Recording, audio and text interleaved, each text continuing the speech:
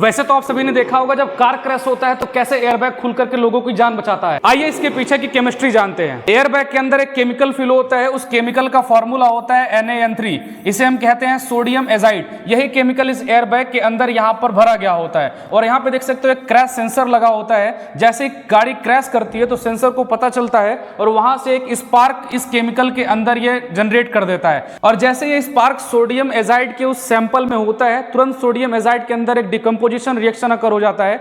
Sodium azide decompose होने लगता है और सोडियम एजाइड जो NaN3 है वो डिकम्पोज होकर के बनाता है नाइट्रोजन गैस और साथ में बनाता है सोडियम। तो नाइट्रोजन गैस बहुत ज्यादा अमाउंट में बनता है और नाइट्रोजन गैस बनने की वजह से ही जो पूरा का पूरा एयरबैग है वो फूल जाता है और ये जो रिएक्शन है मिली सेकेंड के अंदर होता है। सोच के देखो कि केमिस्ट्री एक केमिकल रिएक्शन आपकी जान बचाता है। वीडियो में देखा जो चीज़ उसमें सर ने आपको बताया है वो चीज़ बिल्कुल सही है। आइए इसी चीज़ को थोड़ा सा और आगे समझाते हैं हम आपको।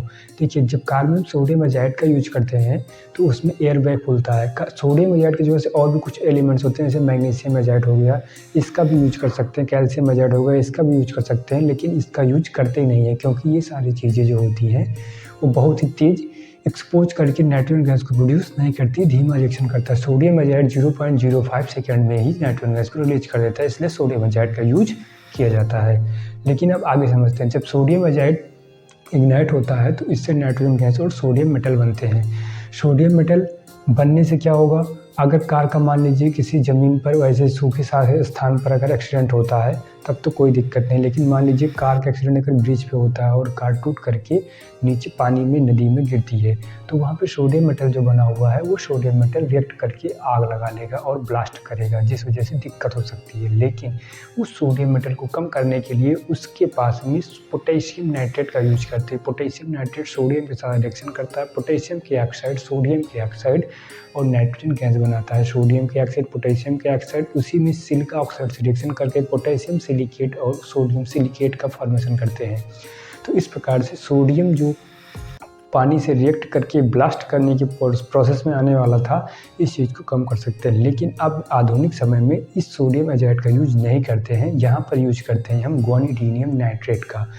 ग्वानिडीनियम नाइट्रेट जो होता है ये इग्नाइट होकर के नाइट्रोजन गैस बनाता है और प्लस जल बनाता है, तो ये सबसे अच्छा होता है। सोडियम एजाइड की तुलना में ग्वानिडीनियम नाइट्रेट सस्ता भी पड़ता है और अच्छा भी होता है क्योंकि इसमें कोई भी ऐसी चीज़ें का निर्माण नहीं होता है जो कि आग लगाए या नुकसान करे। दूसरा चीज़, ग्वानिडीनियम नाइट्रेट से जब नाइट्रोजन गैस बनता है तो इसमें एक्सोथर्मिक रिएक्शन होता है और ये हीट ज़्यादा करता है, तो इसके लिए उसमें copper nitrate as a oxidizer इसका यूज करते हैं। ये क्या करता है, इग्नाइट से निकलने वाला जो नाइट्रोजन गैस होता है उसके टेम्परेचर को कम कर देता है। तो इस प्रकार से एयरबैग के